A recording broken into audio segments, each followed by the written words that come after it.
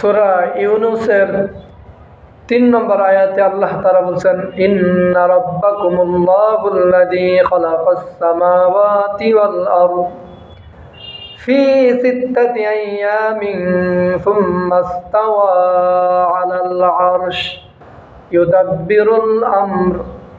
আল্লাহ তাআলা বলছেন, নিশ্চয় আল্লাহ হইতেছেন তোমাদের প্রতিপালক। আল্লাহ আমাদের প্রতিপালক।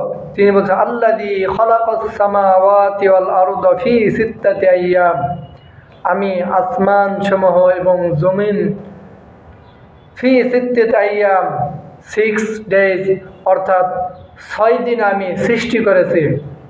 আসমান এবং জমিন আমি এই পৃথিবীকে আমি 6 দিনে সৃষ্টি করেছি। এরপর আল্লাহ তাআলা বলেন, সুম্মা ইসতাওয়া আলাল আরশ, এরপর আমি আরশে আজিমে অবস্থান করতেছি। অর্থাৎ আল্লাহ তাআলা আরশে আজিমে কি করছেন?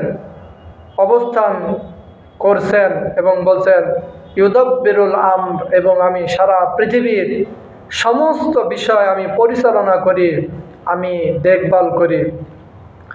যেহেতু আল্লাহ তাআলা আসমান জমিন গ্রহ নক্ষত্র চন্দ্র সূর্য যা কিছু আছে সব কিছু আল্লাহ তাআলা বলেন সব কিছু আমি পরিচালনা করি, আমি দেখভাল করি।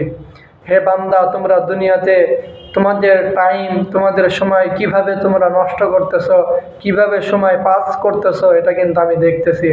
তাই তোমরা দুনিয়াতে যতদিন হায়াত পাও ততদিন তোমরা কি করো?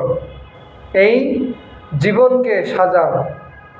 আমার দাদি গতকাল রাত্রে তিনি ইন্তিকাল করেছেন। ইন্না লিল্লাহি ওয়া ইন্না ইলাইহি রাজিউন। আল্লাহ তাআলা তাকে জান্নাতবাসী করুন। তিনি একটি সময় কিন্তু হায়াত পেয়েছিলেন, কিন্তু সে আজকে গতকাল রাত্রে মারা গিয়েছে। এটা তার জীবনের শেষ দিন ছিল।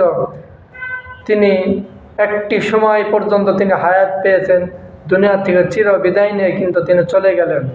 এই যে হায়াতে তিনি দুনিয়াতে কি রেখে গেলেন আর রেখে যান না সেটা বড় বিষয় নয়, বড় বিষয় তিনি দুনিয়া থেকে কি নেক আমল নিয়ে গেলেন, এটা কিন্তু আল্লাহ তাআলা দেখবেন।